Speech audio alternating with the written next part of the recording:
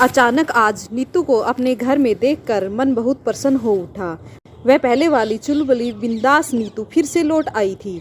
उसके चेहरे पर छाई खुशी देखकर मन गदगद हो गया था। वह मिलते ही गले लग गई। बोली, नेहा कैसी है? आंटी से पता चला तुम आई हो। मैं ठीक हूँ, तुम कैसी हो? और हमारे बीच बातों का लंबा सिलसिला शुरू हुआ। होता भी क्यों नहीं, क्योंकि हम दोनों बचपन की सहेली जो हैं, और एक संयोग ही था कि हम दोनों अपने अपने मायके आए थे। इस तरह हम दोनों एक लंबे अरसे के बाद मिले थे। नीतू के जाने के बाद पुरानी यादें ताज़ा हो गई। हंसती मुस्कुराती वह किस प्रकार मजबूर होकर नियति के सामने घुटने टेकती नजर आई थी। पापा अभी पढ़ने दो, माँ आप रोको, नेहा दोस्ती का फर्ज निभा दे बहन, कोई तो कुछ करो। लेकिन बड़ों के सामने किसी की न चली। इसे कहते हैं नियति, इसे कौन रोक सकता है? होनी तो होकर रहती है। हुआ कुछ यूं कि उसकी दादी माँ कुछ बीमार रहने लगी थी और उनकी जिद थी कि वह अपनी इकलौती पोती का शादी अपनी आंखों के सामने होना देखना चाहती थी। बार बार यही बातें घर में होती थी। पापा कभी चुप रहते, कभी कहते मुझे अभी बेटी को पढ़ाने दो, अभी तो वह बच्ची है, शादी तो बिल्कुल अभी नहीं करूँगा, चाहे जो भी हो। अंकल पापा के पास आते और अपनी दुविधा बताते, कहते माँ की बात टाल देता हूँ, जो होगा देखा जाएगा। लेकिन वह ऐसा कर नहीं पाए। वह चाहकर भी अपनी होनहार लाडली बेटी की इच्छा पूरी न कर पाए, क्योंकि वह अपनी माँ का बहुत आदर करते थे। चाहकर भी उनका विरोध नहीं कर पाए। दुविधा में पड़कर वह मना तो करते, माँ को शादी की बात बार बार टालते। माँ से कहते, मैं ऐसा काम कैसे करूं, समय से पहले ही शादी, माँ मुश्किल है। अचानक नीतू की दादी माँ का स्वास्थ्य फिर गंभीर हुआ। और फिर क्या था, कहानी तो कुछ और ही बन गई। अचानक मुझे एक दिन पता चला कि नीतू की शादी अगले महीने होने वाली है। बहुत उधेड़बुन के बाद आखिर नीतू की शादी तय कर दी गई। वह किसी तरह इस सब के लिए तैयार न थी, लेकिन मजबूरी में क्या करती, क्योंकि जब मैं उससे मिलने गई तो उसने भी मुझे कहा क्या सोचती थी और मेरे साथ ये सब क्या हो रहा है। फिर गले लगकर खूब रोई थी। मैं भी मूक दर्शक बनकर बेबस होकर कुछ कर न पाई। वास्तव में सच तो यह था कि नियति उसके साथ जो खेल रही थी उससे उसका बुरा ही होने वाला था और कुछ नहीं। उसकी खामोश आंखें रह रह कर सभी के लिए एक प्रश्न करती, साथ ही अपने प्रश्नों का जवाब मांगती। मैं कहती भी तो क्या, बस एक दूसरे को निहारते रहे, कभी गले मिलते, कभी बस ईश्वर को याद करके चुप हो जाते। मैं यही कहती कि ऊपर वाला सब ठीक करेगा। नेहा, कुछ फैसले हमारी मर्जी के नहीं होते, ऊपर वाले पर छोड़ वर्तमान को अपना ले बहन।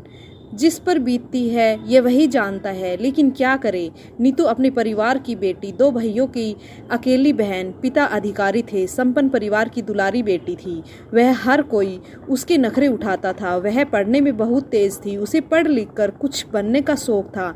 नीतू के पिता भी यही चाहते थे कि उनकी बेटी पढ़ लिख कर कुछ बन जाए तो उन्हें बहुत खुशी मिलेगी। उनको लगेगा कि शायद उन्होंने उसकी परवरिश में कोई कमी नहीं रखी, वह अपना कर्तव्य पूरा कर पाए। लेकिन जिंदगी को कुछ और ही मंजूर था। नीतू की दादी की गड़बड़ तबीयत और उनकी जिद से नीतू की शादी में तूफान खड़ा कर दिया। उसके पिता अक्सर मेरे पिता से कहते पाए जाते थे कि हम दोनों मिलकर अपनी बेटियों को पढ़ाएंगे, खूब खुशियां देंगे। मेरे पिताजी कहते हाँ क्यों नहीं, क्योंकि हमारी बच्चियां पढ़ने में बहुत अच्छी हैं। लेकिन नियति को तो कुछ और ही मंजूर था। अपनी माँ की बात उसके पापा टाल नहीं पाए। अक्सर अपनी पत्नी से कहते, मैं बहुत परेशान हूँ, क्या करूँ, माँ की बात मानूं या न मानूं, कुछ समझ में नहीं आ रहा। आंटी बस उत्तर में मौन रह जाती। बार बार कहने पर कहती, मैं आपको क्या बताऊं, इन बातों का मैं क्या जवाब दूं, क्योंकि वह खुद दुविधा में थी। यह बात कैसे कहती कि वह अपनी माँ की बात न माने। फिर एक दिन पता चला नीतू की शादी तय हो गई। मैं यह सुनकर हैरान रह गई। बड़े बड़े सपने देखने वाली नीतू के साथ यह क्या होने जा रहा है। नीतू से मिलने में जा पहुंची। यह सब क्या है, क्या सच है? ऐसे ही पूछ लिया कि जो मैं सुन रही हूँ नीतू, क्या सच है? वह क्या उत्तर देती? वह कहती, क्या उत्तर दूं? जब पापा दादी के सामने कुछ कह न पाए तो मैं क्या करूं? और फिर वह गले लगकर फफक कर रोने लगी। कब 2-3 घंटे बीत गए पता ही नहीं चला। सबने नियति को स्वीकार कर लिया। शादी का दिन आ ही गया। शादी की धूमधाम में पूरा परिवार उनका खुश था। उसके पापा अपनी बेटी की शादी में सारे अरमान पूरा करना चाहते थे। वह अपनी बेटी के लिए कोई कमी नहीं रखना चाहते थे, इसलिए तन मन से वह ही नहीं पूरा परिवार भी उसकी शादी में तैयारियों में जुटे हुए थे।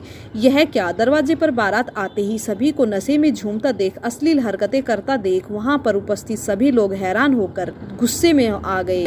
गुस्से पर काबू रखा गया, लेकिन फिर भी सबके सब भड़क उठे। क्या भाई, क्या रिश्तेदार, क्या बंधु, क्या जान पहचान वाले, किसी को भी यह बात गवारा नहीं हो रही थी। साथ ही साथ सबके सब सदमे में आ गए थे। किस भूल की सजा है यह? हमारे दरवाजे पर ही यह सब क्यों हो रहा है? अपनी प्यारी बच्ची को इन लोगों के हवाले कैसे करें? सब बहुत परेशान थे। भविष्य में होने वाली अनहोनी के बारे में सोचकर पापा, चाचा, ताऊ, घर के बुजुर्गों ने यह निश्चय किया गया कि बारात को वापस भेज दिया जाए। अंकल अपनी बेटी को किसी शराबी को देना नहीं चाहते थे, इसलिए लड़के के पिता के बार बार कहने पर भी कि परिवार हमारा खराब नहीं है, सब लोग शराबी नहीं है। कुछ लोगों ने आकर हमारी बारात के माहौल को खराब कर दिया, लेकिन किसी ने उसकी एक न सुनी और सब ने बुझे मन से डबडबाती आंखों से उन्होंने कहा कि आप अपनी बारात वापस ले जाए। चारों ओर सन्नाटा छा गया। सब लोग एक दूसरे का मुंह देख रहे थे, कोई किसी से क्या कहता। माँ लगातार रोए जा रही थी। सब समझा रहे थे, लेकिन कुछ समझ नहीं आ रहा था। बार बार कहती, मेरी बेटी के साथ ही ऐसा क्यों हुआ? मैंने क्या गुनाह किया है? उसके पिता ने खुद को एक कमरे में बंद कर लिया। परिवार का माहौल गम में बदल गया। दादी भी दुखी हो गई। जैसे तैसे समय बीतता गया। परिवार को उबरने में 1 साल लग गया। दादी की हालात को देखकर शादी दोबारा तय की गई। कहानी फिर वही दोहराई गई। इस बार सबने बहुत समझाया। नीतू ससुराल के लोग अच्छे लोग, बड़ों ने कहा, इस बार आप सब शादी करोगे, हालात से समझौता करो, उसको समझो। भाई फिर भी नहीं चाहते थे कि वह विवाह हो। उनके लाखों विरोध करने पर भी उपस्थित लोगों ने नीतू के परिवार को बहुत समझाया, क्योंकि एक बार ऐसी घटना पहले भी घट चुकी थी। वे दोबारा वही घटना घटने नहीं देना चाहते थे। इसलिए आखिरकार नीतू की शादी हो गई कि वह अपने पति के नाम के 16 श्रृंगार करके ससुराल चली आई। वहां पर उसका भव्य स्वागत हुआ। उसकी बातें सच हो गई। नीतू को सब हाथों हाथ लेते, बहुत प्यार दुलार करते, उसकी हर बात का ध्यान रखते। पति भी बहुत अच्छे थे, उन्हें घुमाने ले जाते और खूब मस्ती करते। जब हम दोनों सखियां मिलती तब वह अपने पति की प्यारी बातें बड़े मजे से साझा करती, अपने पति की बातें करती। वह कहती, जब वह साथ घुमाने ले जाते हैं, मेरे हाथों में हाथ डालकर घूमते हैं, एक पल भरी मुझे अकेला नहीं छोड़ते। वह बताती, मन चाहता है कि जिंदगी बस घूमने में ही कट जाए। मन तो बस उनके पास ही रहने का करता है, दूर होने का मन ही नहीं करता। कभी गलती करती तो वह उसकी बात को बहुत अच्छे से संवार लेते। नीतू कहती कि मैं बहुत भाग्यशाली हूँ जो मुझे ऐसा जीवन साथी मिला। क्या पति, क्या ससुराल वाले, वह सबके व्यवहार से खुश थी। यही नहीं, अपने मायके भी कम आने लगी थी। यही है एक लड़की का जीवन। अगर ससुराल में प्यार, दुलार, मान सम्मान मिले तो लड़की मायका भूलने लगती है। जब भी हम मिलते तो बस यही बात कहती, नेहा मैं चाहती हूँ हर जन्म में यही मेरे पति हो, मौत भी आए तो उनकी बाहों में। मैं भी बहुत खुश थी कि जो हुआ अच्छा हुआ। आज नीतू खुश है। उसकी प्यार भरी बातें सुनकर मुझे लगता कि काश हर लड़की का भाग्य ऐसा ही हो, लेकिन हकीकत को तो कुछ और ही मंजूर था। शायद उसके जीवन में प्यार की उम्र ही कम थी। हंसते खेलते जिंदगी चल रही थी। माँ ने ही एक दिन बताया कि नीतू माँ बनने वाली है। उसका पूरा परिवार खुश था। अभी कुछ ही दिन बीते होंगे इस बात को कि एक दिन माँ का फोन आया कि नीतू के पति नहीं रहे। सुनकर मैं सकते में आ गई। मुझे चारों ओर अंधेरा नजर आया। कितनी बड़ी परीक्षा ले रहा है प्रभु आप, इतना बड़ा दुख कैसे सहन करेगी? मेरी हिम्मत उससे कुछ पूछने की नहीं हो रही थी। फिर भी कुछ दिन बाद मैं उससे मिलने गई। उसकी हालत देखी नहीं जा रही थी। वह तो एक पत्थर की मूर्त बन चुकी थी, लेकिन मैं खुद को रोक न पाई। उसे गले लगाकर बोली, जिसे तुम प्यार करती हो उसकी निशानी है तुम्हारे पास, तुमको उसके साथ जीना है। तुम्हें मन पर पत्थर रखकर अपने प्यार के सपनों के लिए जीना है बहन।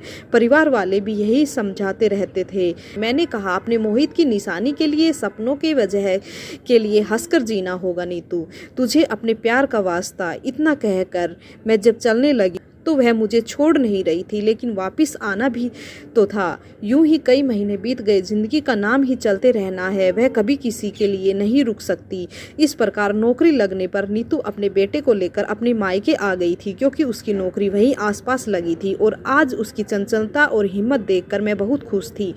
प्यारी बहनों से मेरा यही निवेदन है कि सकारात्मक सोच से काम लें, कभी भी हिम्मत न हारें, नियति अवश्य आपका पक्ष लेंगी। तो आपको यह स्टोरी कैसी लगी? अगर अच्छी लगी है तो लाइक ज़रूर कीजिएगा। इसी तरह की और वीडियो के लिए चैनल को सब्सक्राइब कर लीजिएगा। Okay, thank you friends.